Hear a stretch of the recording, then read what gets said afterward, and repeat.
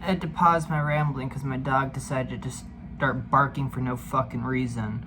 And so I had to go see what he was barking at, which was literally nothing. So, thank you, dog. You're really fucking annoying sometimes. But anyway, so, off from that, if you want to see Red or Nobody, the two movies for each of them, I recommend them. They're very entertaining. There's nothing much of any real philosophical or psychological things within it. They're just feel-good action movies. Same as John Wick, though.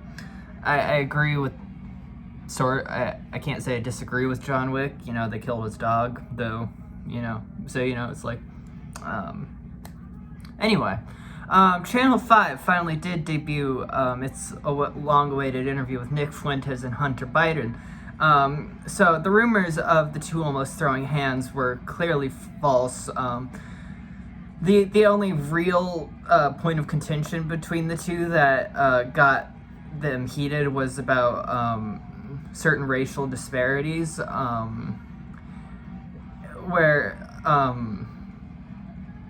but not to the point of either of them rolling up their sleeves and going fisticuffs. And that who is wholly right, I'm not really into deciding, because who is right and wrong could and will remain to be seen, as the nuances aren't black and white. Get it? And for a pun on my own takeaway on the melanin matter. Other than that, the other point of contention was the whole cookies in the oven joke, which is an allusion to the Holocaust and long-standing disputes over body disposal. Now, that is obviously falsifiable, given that the main point is Holocaust denial, which isn't to say that the Holocaust didn't happen, but they would use more than just the crematoria at concentration camps. They were burning bodies in open piles. You can look this up. There's this one footage. There's some pictures that a person snuck into Auschwitz with a camera and took. They're very interesting to see. But you know, that point. However, I can understand the point in that that Nick Fuentes seems to argue for, is that how does this one genocide actually stand out from the rest? Which I've made myself before. There's nothing that really differentiates the Holocaust from, say, the Armenian genocide, the Rwandan genocide, or any number of others, the Pontic Greek genocide. You know, there's nothing that separates it all that much, especially if you look at how apes themselves, gorillas commit genocide on other tribes of gorillas. It's nothing uncommon. Just look at how ants work. Oh my god, ants are fucking insane. But what makes the Holocaust unique, it would seem, isn't the, at least in my opinion, isn't the people that it was after. That it doesn't even matter who it was after. It's just the fact of the matter is genocide happens, and the people that it was against are ironically enacting their own after they got a whole country designated to them as a result of this one. But that's neither here nor there. What would be the reality of it is that, for one, paraphrasing a concentration camp survivor as a whole, if you can't find some comedy in something, even in such a tragedy, you're actually fucked. And then as well, god damn it, my dog really made me lose my train of thought here. What was it? Alright, well, what's actually interesting about the Holocaust is just the genuine organization and methodology which they enacted it with. Like, it was very unheard of to use gas chambers before, though. It's not that other groups didn't use gas chambers for things. Gas vans, look those up, very fascinating. But yeah, I watched that. I thought it was a otherwise great interview. It seemed like there was actually some pretty decent overlap on most other things besides anything racial. They seem to have a pretty enjoyable conversation to listen to for the most part, even with the points of contention, which, they're honestly kind of minuscule, at least in my view.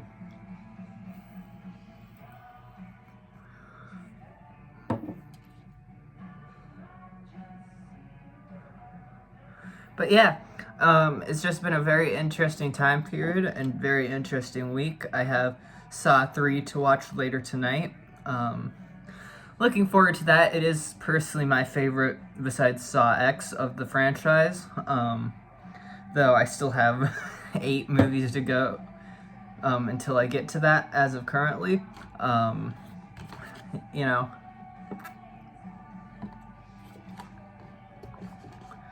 What else? Let's see what else. I'll defer to my notebook. For the rest of the information on my project on suffering, you can go to patreon.com, where I have that, and I'll probably put some more up there. I've been reading this book, Ozzy Osbourne's Last Rites. It's a very interesting read so far. It's mainly about his experiences with death, near-death experiences, ever from mainly the 2003 motorbike crash, which left him in a coma for 8 days and technically clinically dead for a bit of that time. And somehow he still kept on kicking for 22 years after that. Very interesting to read. I got it like 7 months ago or something. But yeah, it's overall a very, very interesting book. I highly recommend it. It's actually cool, because as anyone, it's very obvious that I'm a Marilyn Manson fan.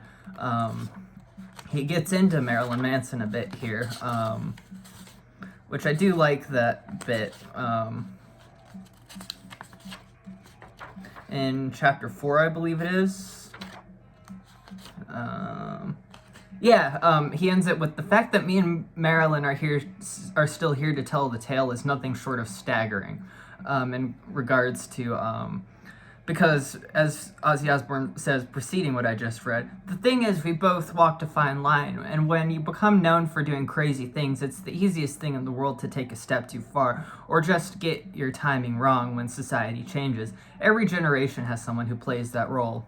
And I like Ozzy Osbourne's take on it. He's very, it's a very humanizing take, and I don't like viewing people as sort of, like, I don't like this idea of, like, gods and anything. Like, I don't think it's a good idea to make people into these idols. I guess I do agree with Christianity on one thing, and it's that people aren't idols, they're people.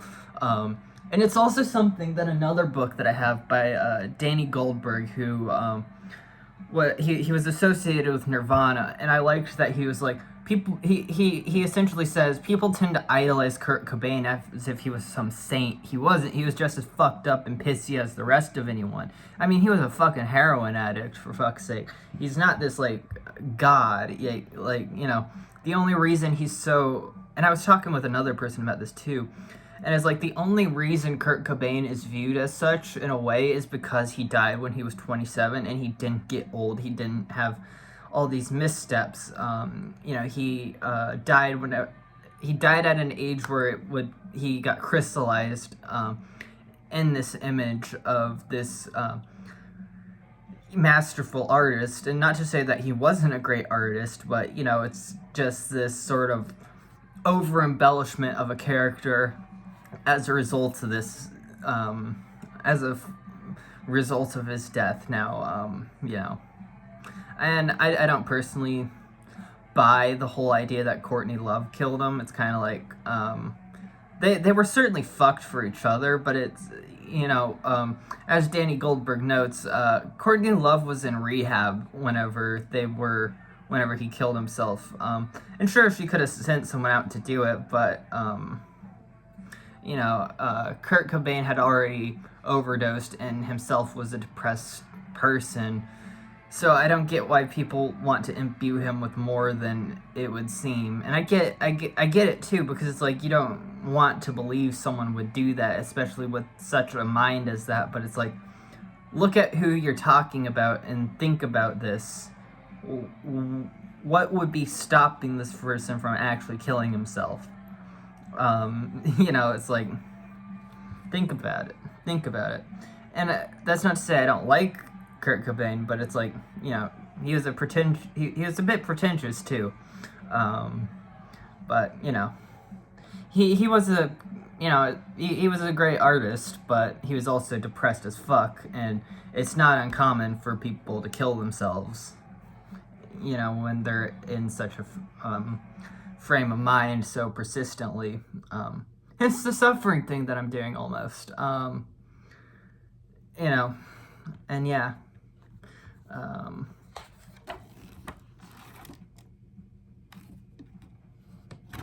Oh, that looks cool how I have this.